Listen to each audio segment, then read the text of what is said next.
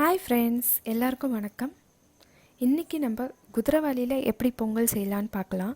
இது வந்து நார்மல் வெல்லம் போட்டு செய்கிற பொங்கல் இல்லைங்க. இது டயட் இருக்கிறவங்க கூட, வெயிட் லாஸ் பண்ணுறவங்க, டயபெட்டிக் பேஷண்ட்ஸ் எல்லாருமே இந்த பொங்கல் சாப்பிட்லாம் கண்டிப்பாக. இதில் ஒரு ஸ்பெஷல் என்ன அப்படி பார்த்திங்கன்னா, குதிரைவாலிலையும் சரி கோகனட் சுகர்லேயும் சரி லோ கிளைசமிக் இண்டெக்ஸ்ன்னு சொல்கிற, அதாவது அந்த லிஸ்ட்டில் தான் இந்த இன்க்ரீடியண்ட் வரும். இது எதை பேஸ் பண்ணி வெயிட் லாஸ் ஃபுட்டு சொல்கிறாங்கன்னா, கார்போஹைட்ரேட் பேஸ் பண்ணி தாங்க weight loss food, diet food இது மாதிரிலாம் சொல்கிறோம் நம்ம. இதனால் என்ன ஆகும்னா, பிளட் சுகரை கண்ட்ரோல் பண்ணுது. ஸோ டயபெட்டிக் ஃப்ரெண்ட்லியும் கூட இது. அதனால் பொங்கல் அன்றைக்கி இந்த மாதிரி நம்ம பொங்கல் செஞ்சோம் அப்படின்னா டயபெட்டிக் பேஷண்ட்ஸ் கூட ஒரு பவுல் கூலாக சாப்பிட்லாம்.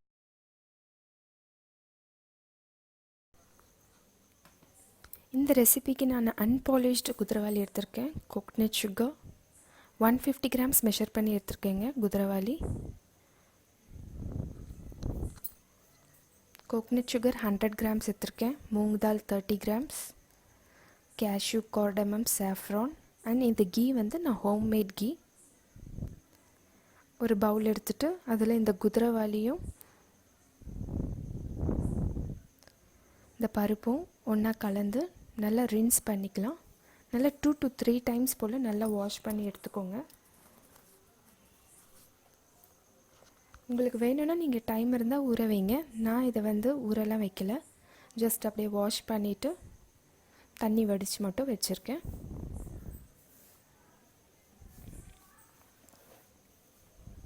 அப்புறம் ஒரு குக்கர் வச்சுக்கலாம். அதில் வந்து ஒரு 2 ஸ்பூன் போல் நெய் விட்டுக்கோங்க. நான் வந்து ரொம்ப சின்ன ஸ்பூன் தான் யூஸ் பண்ணியிருக்கேன். இது டயட் ஃபுட்டுன்றதுனால நான் லிமிட்டாக யூஸ் பண்ணியிருக்கேன். உங்களுக்கு தேவைன்னா நீங்கள் கூட சேர்த்துக்கலாம். ஏலக்காவை அது தோலெல்லாம் நீக்கிட்டு உள்ளே இருக்க அந்த கருப்பு பாட்ஸ் மட்டும் க்ரஷ் பண்ணி நான் இதில் போடுறேன்.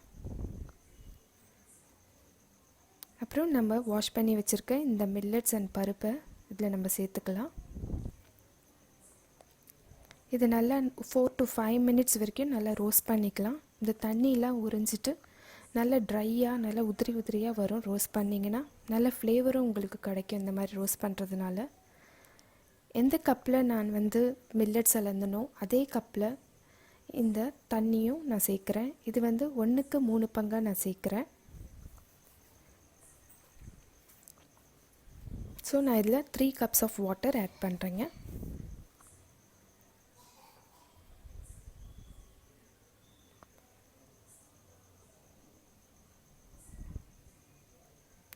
இந்த 1/2 கப் எதுக்குன்னா, இந்த பருப்பு சேர்த்ததுக்காக, அந்த மெஷர்மெண்ட்டுக்காக நான் ஒரு 1/2 கப் சேர்க்குறேன்.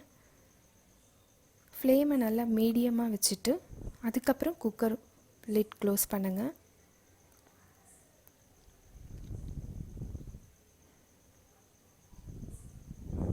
ஒரு 3 விசில்ஸ் வரட்டும், வெயிட் பண்ணுங்கள்.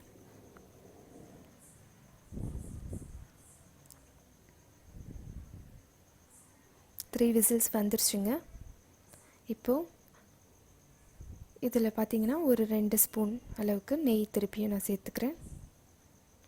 இதில் நம்ம முந்திரி, பாதாம், நம்மளுக்கு என்னென்ன நட்ஸ் வேணுமோ அதெல்லாம் நம்ம ரோஸ்ட் பண்ணிக்கலாம். நான் வந்து இதில் முந்திரியும் பாதாமும் ரோஸ்ட் பண்ணுறேன். இது நல்லா கொஞ்சம் கோல்டன் ப்ரௌனில் வர வரைக்கும் நல்லா ரோஸ்ட் பண்ணி எடுத்துக்கோங்க.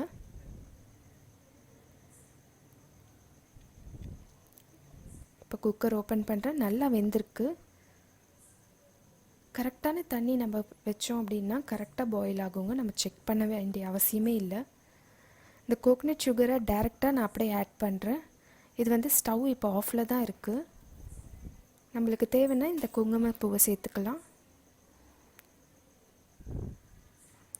இந்த மாதிரி முந்திரி திராட்சையும் சேர்த்துட்டேன். வேணுன்றவங்க இதில் பச்சை கற்பூரம் கூட நீங்கள் சேர்த்துக்கலாம். இப்போ நம்ம சுவையான பொங்கல் ரெடி.